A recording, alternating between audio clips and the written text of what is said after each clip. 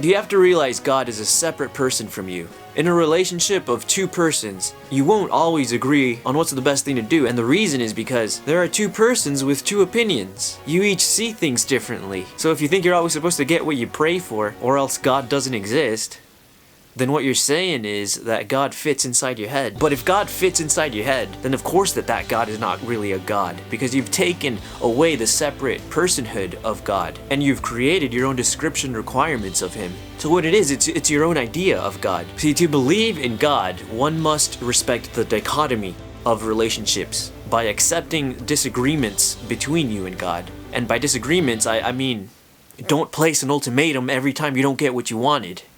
When I pray, I'm not praying to twist God's arm, because how do I view God as His own person if all I want from God is an extension of my own mind, just in a supernatural form?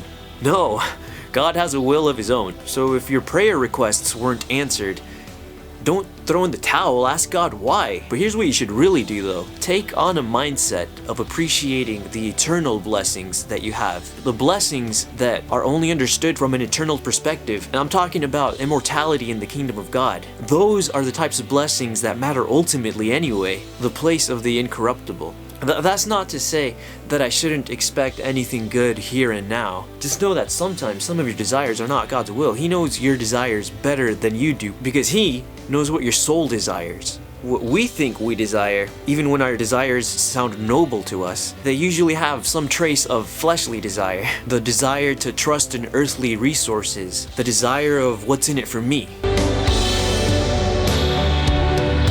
What I want you to know is that you do have greater desires. They're just deeper. There are greater desires that exist in and of yourself that you have not tapped into yet. Desires that bring greater fulfillment than the desires that you're consciously aware of. Ask God to show you. Connect with Him. He knows every possible outcome because He sits outside of time.